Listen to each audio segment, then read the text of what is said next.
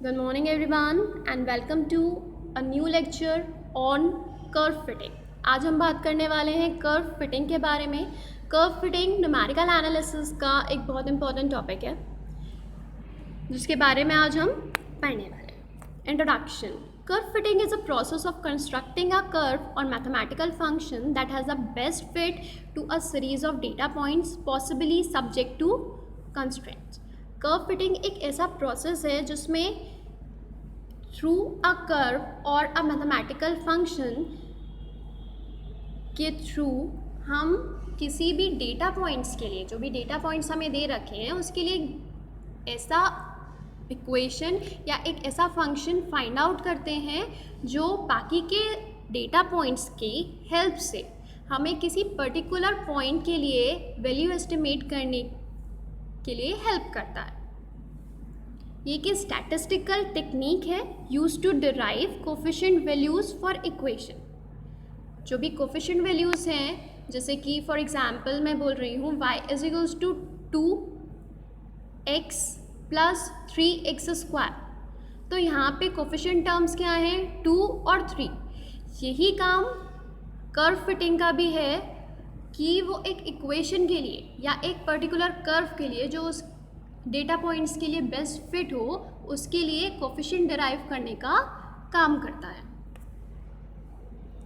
Curve fitting के दो general approaches हैं, एक तो लीस्ट स्क्वायर रिग्रेशन और दूसरा इंटरपोलेशन। लीस्ट स्क्वायर मेथड से और इंटरपोलेशन के मेथड से, दोनों ही तरीके से हम कर्व फिटिंग कर सकते हैं।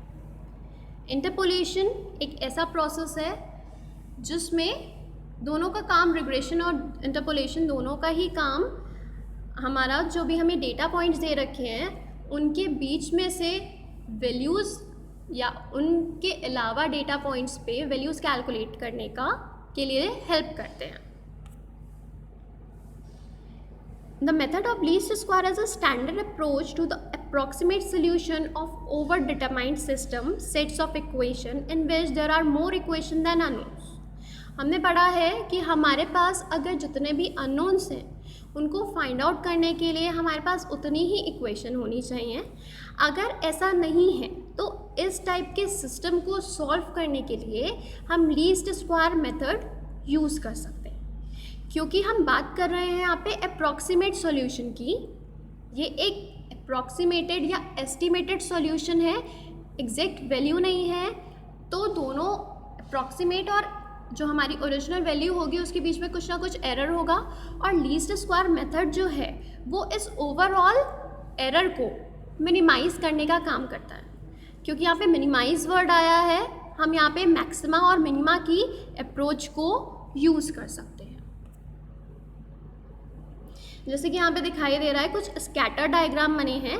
हमारे पास कुछ डेटा पॉइंट्स हैं, यानी कि पर्टिकुलर पॉइंट पे कुछ वेरिएबल की वैल्यू गिवन है, तो उसके लिए हम अप्रॉक्सीमेट कर सकते हैं कर्व। जैसे कि सेकंड फिगर में आपको दिखाई दे रहा है एक कर्व बना हुआ है और दूसरे डायग्राम में, स्कैटर डायग्राम में, एक लाइन बनी हुई है जो डेटा पॉइंट्स को अप्रोच कर रही है।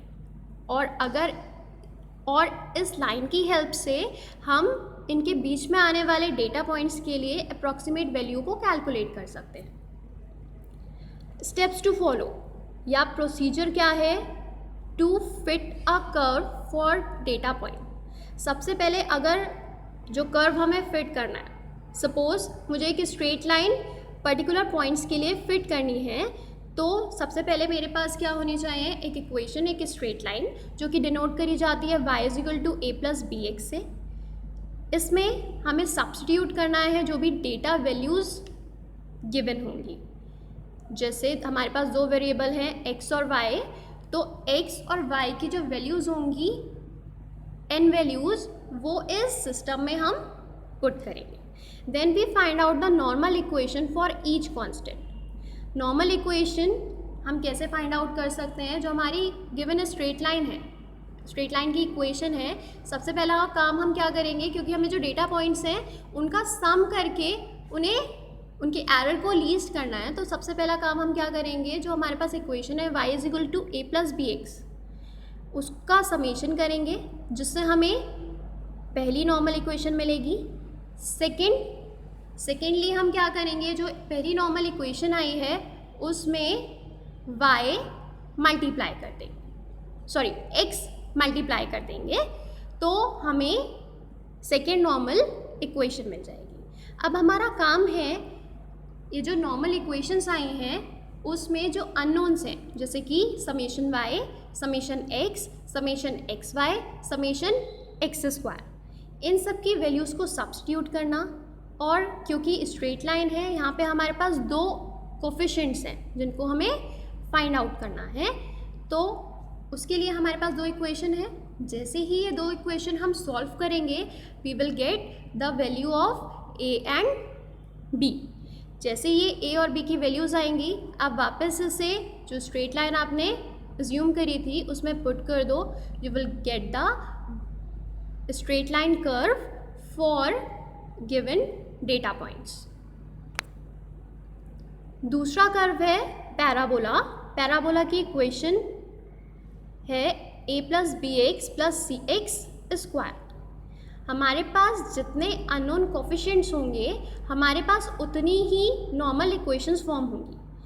तो पैराबोला के लिए, क्योंकि यहाँ पे a b c तीन कांस्टेंट हैं या तीन कोफिशिएंट्स हैं, उसको फाइंड आउट करने के लिए हमारे पास तीन नॉर्मल इक्वेशंस आएंगी, जो कि हम कैसे निकालेंगे। फर्स्ट वाली इक्वेशन को, जो हमें पैराबोला की इक्वेशन है, उसे समेशन कर दें उस पूरी इक्वेशन का। नेक्स्ट में जो हमारे पास नॉर्मल इक्वेशन आई है उसे x से मल्टीप्लाई करेंगे। थर्ड नॉर्मल इक्वेशन के लिए जो हमारे पास सेकेंड नॉर्मल इक्वेशन आई है उसे दोबारा से x से मल्टीप्लाई करेंगे and we will get the three normal equation. अब इन नॉर्मल इक्वेशन में जो भी हमारे अननोन्स हैं, जैसे कि summation y, summation x, summation x², summation xy, summation x³, summation x⁴, इन सब को पुट करके हम इस सिस्टम को सॉल्व कर लेंगे for the value of a, b and c। जैसे ही हमारे पास a, b, c की वैल्यूज़ आएंगी हमारे पास required parabola of the best fit आ जाएगा। जैसे ही हम a, b, c निकालेंगे हम वापस जो हमने पैराबोला अज्यूम किया था उसमें वापस से पुट कर देंगे। इसी टाइप से और पावर जिन इक्वेशंस में या जिन कर्व्स में होती है उसके लिए इसी टाइप से नॉर्मल इक्वेशन हम फॉर्म कर सकते हैं। जितनी भी डिग्री होगी किसी भी कर्व की उतनी हमारे पास नॉर्मल इक्वेशन फॉर्म हो जाएंगी, और उस इक्वेशंस को सॉल्व करके हम जो है हमारा बेस्ट फिट कर्व कैलकुलेट कर सकते हैं। हमारे पास एक एग्जाम्पल है, fit a straight line to the x and y values in the following table. यहाँ पे x और y की वैल्यूज़ हमारे पास दे रखी हैं, x 1 2 3 4 वेरी कर रहा है और y1 की वैल्यू x के करस्पॉन्डिंग ये दे रखी है, और हमें एक स्ट्रेट लाइन फिट करनी है टू द गिवन डेटा। तो हमारे पास जो नॉर्मल इक्वेशन होती है उसमें summation x, summation y, summation x² और समेशन xy होता है। यहाँ पे जो हमें डेटा दे रखा है वहाँ से हम x इंटू वाई निकालेंगे, x² निकालेंगे, जो भी हमारे पास यहाँ पे टेबल आपको दिखाई दे रही है सबका समेशन करेंगे and we will get the unknown terms. जैसे ही ये सारी वैल्यूज़ हम नॉर्मल इक्वेशन में पुट करेंगे वहाँ से हमें a और b की वैल्यू निकल कर आएगी हमारे पास, a1 एंड a0। यहाँ पे जो डायरेक्ट फॉर्मूला आप अप्लाई कर सकते हो वो है n summation xi yi minus summation xi into summation yi upon n summation x² minus summation x का स्क्वायर। ये सारी वैल्यूज़ हम कैलकुलेट कर चुके हैं।